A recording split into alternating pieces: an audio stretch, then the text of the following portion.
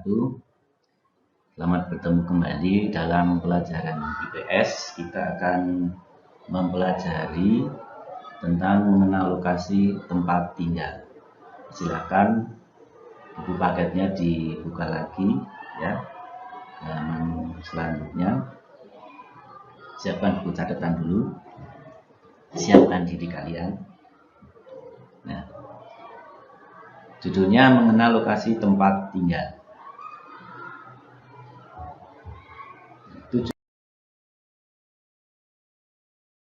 Pembelajaran kali ini, jadi kalian nanti diharapkan mampu mengenal lokasi tempat tinggal. Yang kedua, kalian diharapkan mampu mengenal letak dan luas Indonesia. Dan yang ketiga, kalian diharapkan mampu mengenal cuaca dan iklim Indonesia.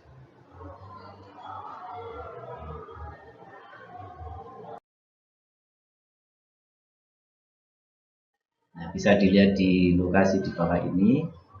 Lokasi, coba perhatikan ya, di sini ada peta Indonesia ya. Jadi di sini ada gambar peta Indonesia beserta dengan derajat atau letak astronomis. Coba kalian perhatikan, di sini ada yang warna merah, ada yang warna hitam. Nah, letak astronomis Indonesia itu berada di yang paling barat ini. Ya, coba perhatikan. Yang paling barat ini letaknya ada di 95 derajat bujur timur. Ya, jadi Indonesia itu ada di bujur timur. Sementara batas timurnya ada di 141 derajat bujur timur. Ini perhatikan. Nah, ini batas barat dan ini batas timur.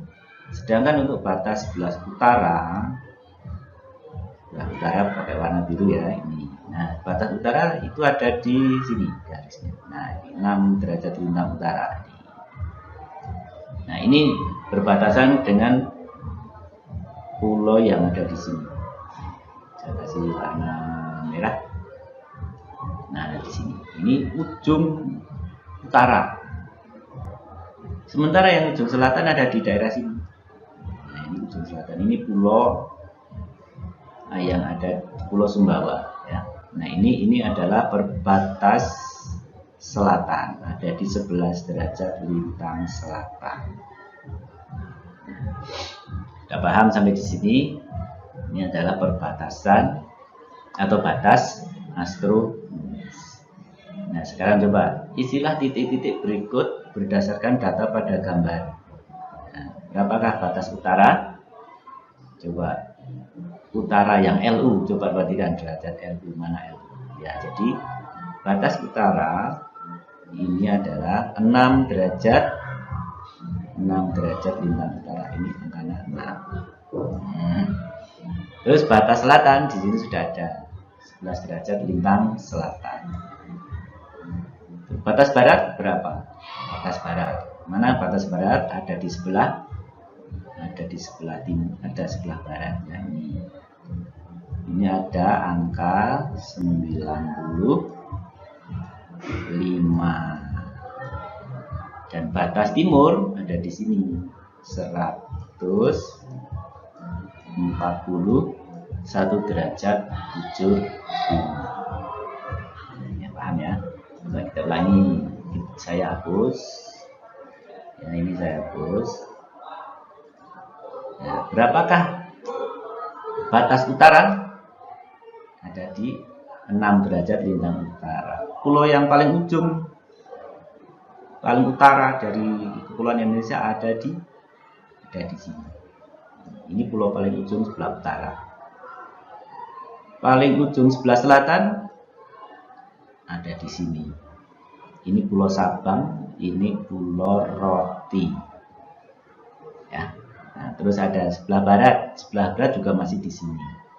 95 derajat bujur timur, dan yang Batas timur ada di Pulau Papua di sini. Ini batas timur. Ya. Oke, selanjutnya.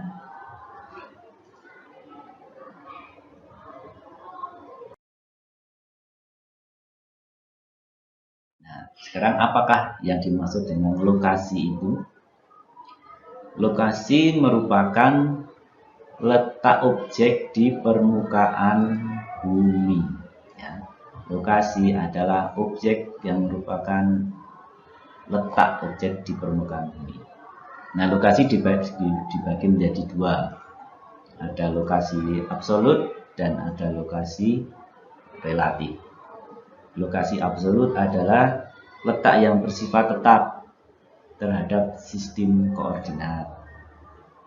Sedangkan lokasi relatif merupakan letak tempat yang dapat berubah-ubah karena keadaan di sekitarnya. Nah, contohnya sekarang yang lokasi absolut. Contoh dari lokasi absolut ini pakai warna hijau. Contohnya, lokasi absolut di Indonesia terletak di 6 derajat lintang utara sampai 11 derajat lintang selatan dan 95 derajat bujur timur sampai 141 derajat bujur timur. Nah, ini adalah letak apa tadi? Letak astronomis. Tidak berubah ini ya. Terus ada lagi, Indonesia juga terletak di antara dua benua dan dua samudra. Itu juga letak absolut, tidak akan berubah. Sampai kapanpun tetap di antara dua benua dan dua samudra. Benuanya yaitu terletak di antara benua Asia, kembali lagi ke sana ya. Dan ada selanjutnya benua Australia. Ini adalah letak absolut. Nah, letak absolut ini perhitungannya sebagai dasar perhitungannya ini ya menggunakan garis ekuator dan garis Greenwich. Nah, nanti diterangkan di slide selanjutnya. Nah, kalau lokasi relatif, lokasinya itu bisa berpindah-pindah ya, jadi tergantung keadaan di sekitarnya atau keadaan orang atau keadaan sebuah tempat atau lokasi.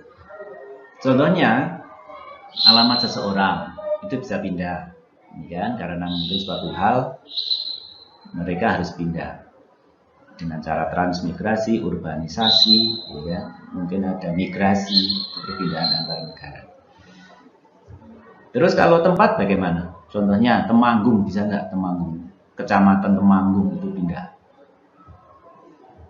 Kalau Temanggungnya tidak bisa pindah, cuma kecamatannya bisa pindah dengan cara kecamatannya tadi dimekarkan, dibagi dua.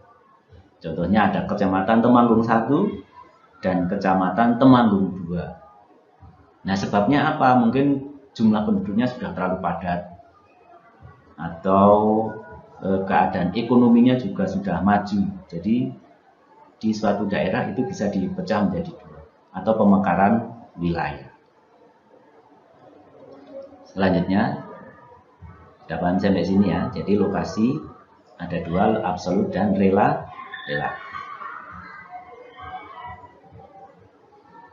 Nah, ini adalah contoh dari garis ekuator dan ini adalah GMT atau Greenwich Meridian Time. Garis ekuator adalah garis khatulistiwa. Ini berapa derajat? Ini adalah 0 derajat. Nah, garis khatulistiwa ini membagi bumi dua sama besar. Ini wilayah utara dan sebelah sini wilayah selatan. Jadi yang paling atas ini wilayah utara. Yang bawah itu mesti wilayah selatan.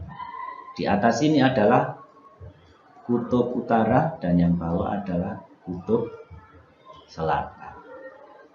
Nah, coba perhatikan gambarnya, sudah paham ya. Jadi Indonesia itu dilintasi oleh garis ekuator atau garis khatulistiwa.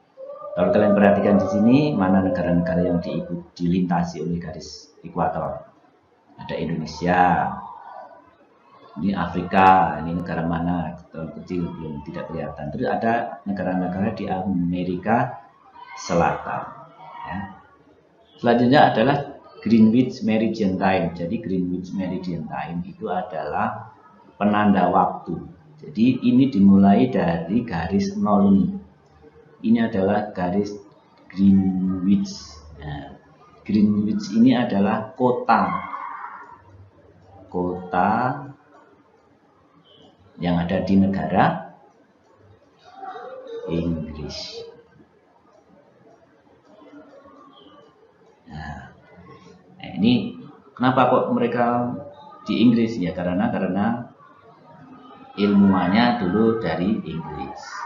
Kalau ilmuwannya dari Indonesia mungkin Indonesian Meridian Time ya, dari Jakarta itu awal nolnya ya. Jadi GMT kalau Indonesia adalah GMT plus 7. Apa artinya? Dari Inggris sampai ke Indonesia, dari sini sampai ke Indonesia sini, itu matahari berjalan selama 7 jam. Ya, dari waktu Indonesia Barat. Selama 7 jam. Oke, selanjutnya.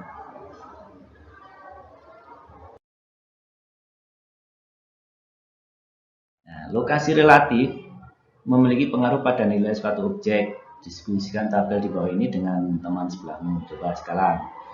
Kalian punya lokasi atau punya rumah, punya gedung, punya warung, punya tempat usaha. Nah, kira-kira di sini ada kelebihan dan kekurangan. Kira-kira kalau di dekat jalan raya itu kelebihannya apa? Umpamanya ada suatu warung atau toko,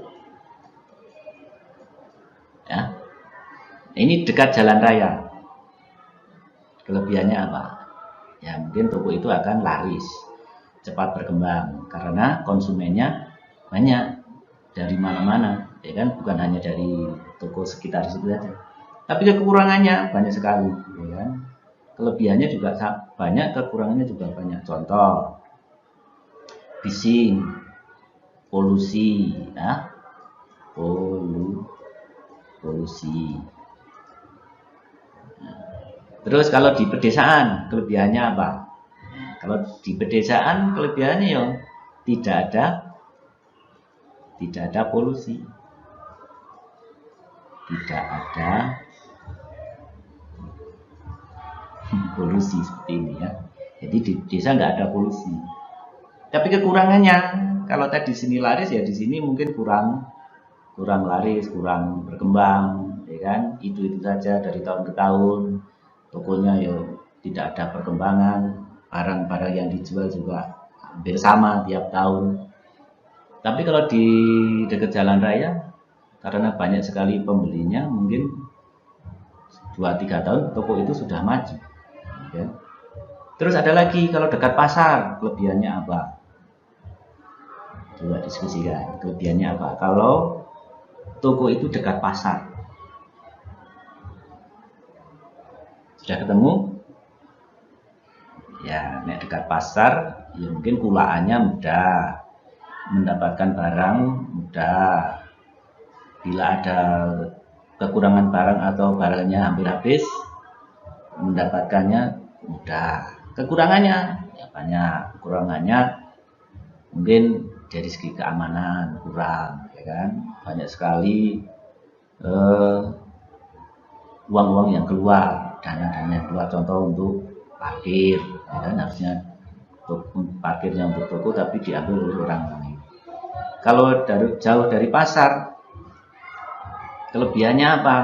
Jauh dari pasar mungkin kelebihannya tenang, tokonya tenang, ya. Tokonya aman.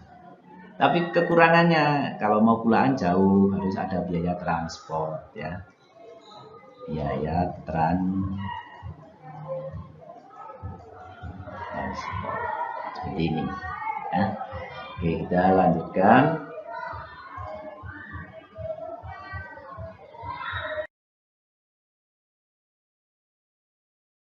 Nah, sekarang kita akan membahas tentang kondisi wilayah Indonesia. Nah, letak dan luas, silakan sambil dicatat ya. Indonesia adalah negara terluas. Indonesia itu negara terluas di Asia Tenggara dengan luas daratan sekian, luas lautan sekian ya. Ini berdasarkan data dari Kemenko Maritim tahun 2019.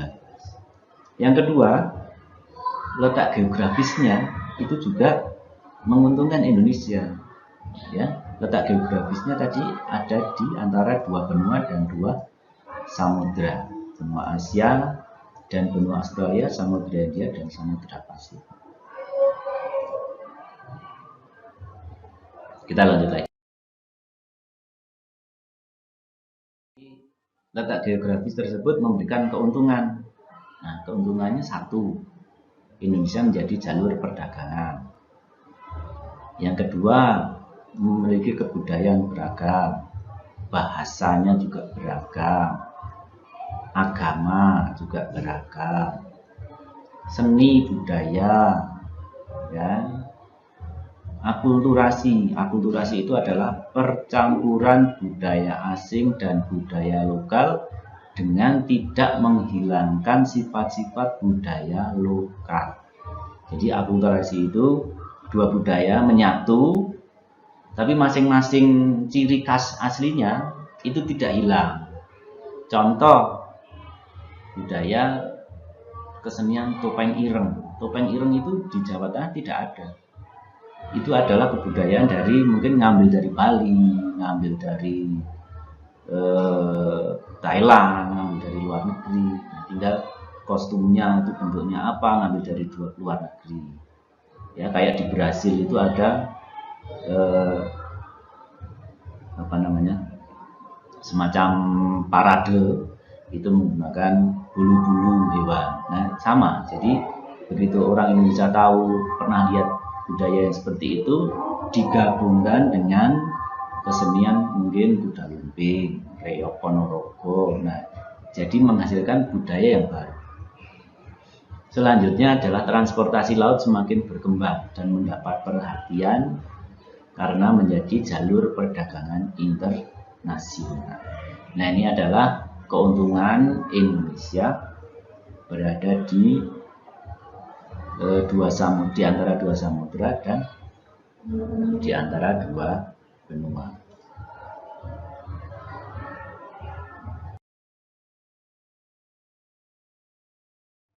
Kita lanjut lagi. Nah, ini adalah contoh peta negara kesatuan Republik Indonesia. Di sini adalah benua Asia, di sini Asia. Yang di sini adalah Oke, kita lanjut lagi ya. Nah, ini adalah Australia.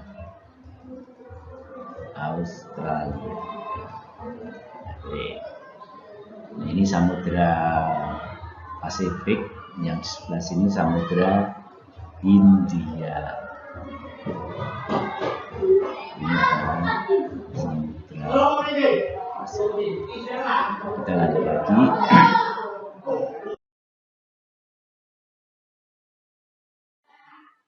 Kondisi wilayah Indonesia, letak dan luas letak astronomis merupakan posisi suatu tempat yang didasarkan pada garis lintang dan garis bujur. Jadi letak astronomis tadi itu berdasarkan garis lintang dan garis bujur. Garis lintang merupakan garis khayal yang melingkari bumi secara horizontal. Horizontal itu mendatar. Nah, ini contohnya. Ini garis lintang ini. Ya, ini dari sini, ini garis lintang. Ya, jadi melintang.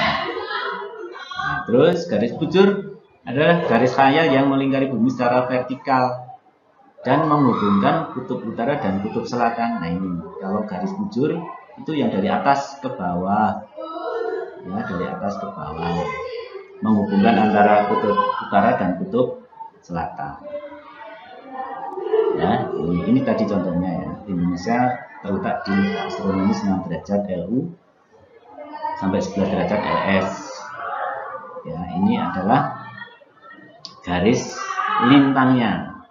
Sementara garis bujurnya ini 95 derajat T atau bujur timur sampai 141 derajat bujur timur. Ya, perhatikan gambarnya, kita paham ya. Selanjutnya,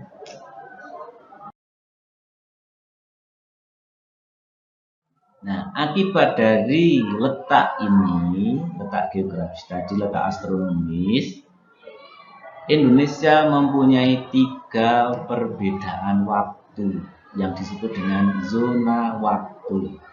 Ada waktu Indonesia Barat, ini saya hindari pakai hijau ini ya. Ada waktu Indonesia Tengah, ada waktu Indonesia Timur. Perhitungannya dari kota Greenwich yang ada di Inggris. Nah, WIB ini selisihnya dengan Greenwich Meridian Time tadi dari Inggris tadi 7 jam. Matahari dari Indonesia sampai ke Inggris tadi berjalannya 7 jam. Untuk waktu Indonesia Tengah 8 jam dan waktu Indonesia Timur itu 9 jam. Ini perbedaannya. Kita lanjutkan. Nah, ini sekarang kita bahas tentang waktu Indonesia Barat. Pembagian wilayah kalau berdasarkan waktu Indonesia Barat ini adalah garis berdasarkan garis meridian pangkal 105. Mana 105? Nah, 105 ada di tengah-tengah sini. Kenapa kok di tengah? Ya, jadi mengakomodir dari luas ini diambil yang tengah-tengahnya. Ya, jadi dari Sabang tidak terlalu jauh, dari Kalimantan Tengah juga tidak terlalu jauh. Wilayah Yona ada di Pulau Sumatera, Jawa, Kalimantan Barat dan Kalimantan Tengah. Nah, ini Sumatera ada di sini, bisa kasih merah S. Ini Sumatera. Ini Pulau Jawa, Kalimantan Barat, dan di sini Kalimantan Tengah. Nah, ini posisinya ya. Oke, sudah paham ya. Kita lanjut lagi. Sekarang kita bahas yang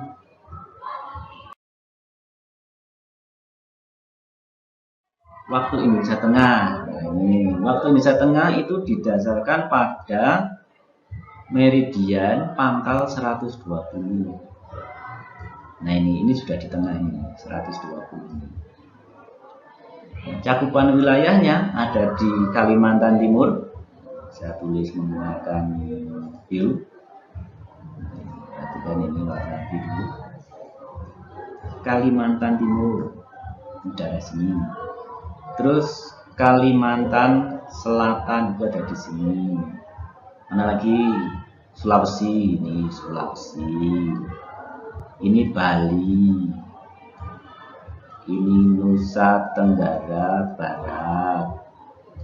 Yang di sini Nusa Tenggara Timur. Ya. Jadi GMT-nya plus berapa? Plus 8. Selanjutnya ada waktu Indonesia Timur. Ini didasarkan pada garis meridian pangkal 135. Di sini mana tidak ada 135 kan? Nah, 135 itu tengah-tengahnya sini. Ya, ini 135. Zonanya mencakup pulau mana saja? Ini ada Kepulauan Maluku. Nah, Kepulauan Maluku itu banyak sekali. Ini Maluku ini. Nah, ini Kepulauan Maluku. Sementara yang ini adalah Pulau Papua. Paham sampai sini ya. Kita lanjut lagi.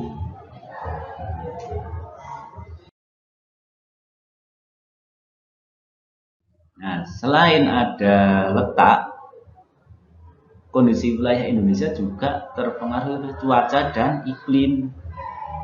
Ya.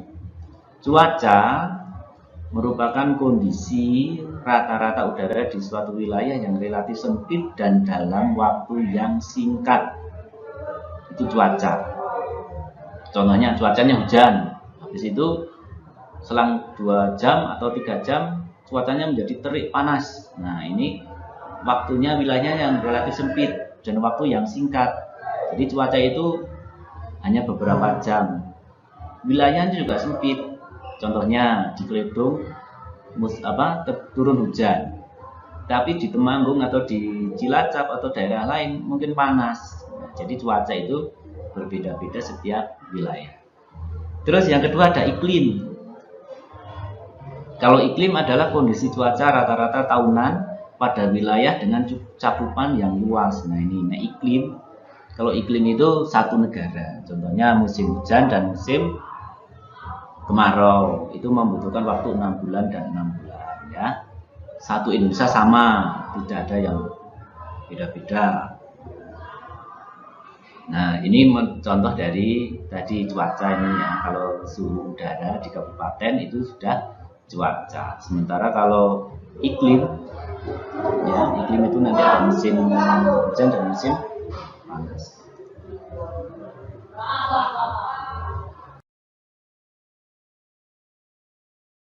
Nah, ini adalah cuaca dan iklim. Ini adalah peta cuaca dan iklim. Contoh, peta analisis curah hujan Oktober tahun 2020 Indonesia, negara Indonesia. Di sini ada warna hijau, warna kuning, ada warna coklat. Nah, di sini curah hujan yang terjadi di Indonesia itu ditandai oleh 4 ini. Ada yang curah hujannya rendah, ada yang menengah, ada tinggi, ada yang sangat tinggi. Yang rendah itu ada di daerah yang warna hitam-hitam. Ini curah hujannya rendah. Ya, curah hujannya rendah. Makanya di sini ada warna coklat-coklat. Ini curah hujannya rendah. Nah, 1 tahun cuma kurang dari 100 mm. Terus ada curah hujan yang menengah. Ini antara 100 sampai 300 mm per tahun. Curah hujannya. Yang tinggi antara 300 sampai 500. Ini warna hijau ini curah hujannya tinggi. Yang sangat tinggi lebih dari 500. Nah, ini tiap hari hujan. Di sini tiap hari hujan. Hampir tiap hari ya, hampir. Kalau di Jawa Tengah termasuk yang di Jawa Tengah itu termasuk yang menengah. Nah, sini kan warna kuning ini. Nah, ini warna kuning. Jadi Indonesia termasuk curah hujannya menengah. Kita lanjut lagi. Nah, tadi ya, Indonesia memiliki iklim tropis. Iklim itu wilayahnya yang sangat luas dan waktunya juga lama ya. Musim hujan terjadi antara Oktober sampai Maret. Musim kemarau terjadi di bulan April sampai September. Kita lanjutkan lagi. Unsur-unsur cuaca dan iklim. Nah, unsurnya 1 ada penyinaran matahari, suhu udara, kelembaban udara, angin dan hujan. Penyinaran matahari adalah lamanya matahari bersinar cerah yang dihitung dari matahari terbit hingga terbenam.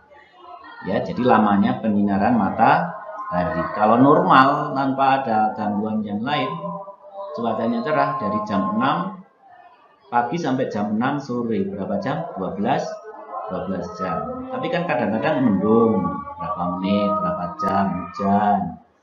Ya, jadi tinggal dikurangi 12 dikurangi berapa tadi hujannya berapa jam ya. Terus selanjutnya suhu udara. Apa itu suhu udara itu? Suhu udara adalah derajat panas atau dingin. Panas atau dingin yang diukur dengan skala tertentu. Coba kalian, suhu udara itu dihitung menggunakan satuannya apa? Ya, jadi suhu bisa menggunakan derajat Celcius atau derajat Fahrenheit ya. Kalau di Indonesia menggunakan satuan derajat, mana ini, apa Celsius atau Fahrenheit? Di Indonesia menggunakan derajat Celsius. Ya. Selanjutnya, apa itu kelembaban udara? Kelembaban udara adalah kemampuan udara dalam mengandung uap air. Semakin tinggi kelembaban udara, maka uap air di suatu tempat itu semakin banyak juga. Hawanya bisa dingin, bisa panas, ya. Kalau panas nanti akibatnya turun hujan. Nah, tingkat kelembaban udara dipengaruhi oleh kandungan jumlah uap air dalam udara. Angin. Sekarang kita bahas tanya, apa itu angin?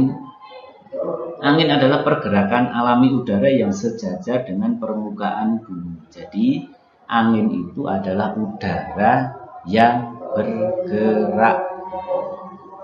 Yang menyebabkan pergerakan udara atau yang menyebabkan angin adalah perbedaan tekanan udara. Ada yang tekanannya tinggi, ada yang tekanannya rendah.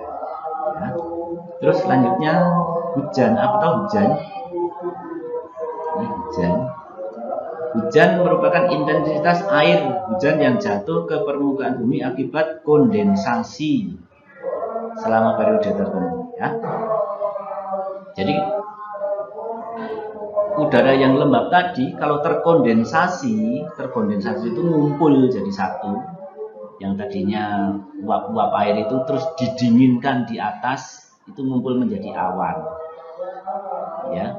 Kalau masih di ketinggian 100 meter, 200 meter, udara itu akan kelembaban akan terus naik. Nah, sampai di ketinggian tertentu itu cuacanya di atas itu sangat dingin sekali. Makanya begitu uap air yang hangat tadi sampai atas itu terkena udara dingin, akhirnya air itu menjadi uap air. Ya, nah ini namanya kondensasi. Kalau uap air tersebut tidak mampu ditahan oleh angin, ya angin yang di bawahnya itu akan menjadikan hujan. Nah, kesimpulannya sekarang kita sudah mendekati akhir. Kesimpulannya, satu, lokasi merupakan letak objek di permukaan bumi. Yang kedua, lokasi dibedakan menjadi lokasi absolut dan lokasi relatif. Indonesia terletak pada 6 derajat lintang utara sampai 11 derajat lintang selatan dan 95 derajat BT sampai 140 derajat BT. Indonesia adalah negara terluas di Asia Tenggara. Selanjutnya kesimpulannya, Indonesia berada di antara dua benua dan dua samudra, Asia dan Australia, Samudra Hindia dan Pasifik. Yang keenam, letak astronomis merupakan posisi suatu tempat yang didasarkan pada garis lintang dan garis bujur. Indonesia mempunyai 3 pembagian waktu, ada WIB, WITA, dan WIT. Cuaca merupakan kondisi rata-rata udara di suatu wilayah yang relatif sempit, cuaca dan dalam waktu yang singkat. Sementara iklim adalah kondisi cuaca rata-rata tahunan pada wilayah dengan cakupan yang sangat luas. Nah, itu materi untuk kali ini. Silakan nanti kalian diulang di rumah, dibaca lagi. Nanti latihan-latihan soalnya dikerjakan yang ada di lembar kerja. Pak Guru akhiri. Wassalamualaikum warahmatullahi wabarakatuh.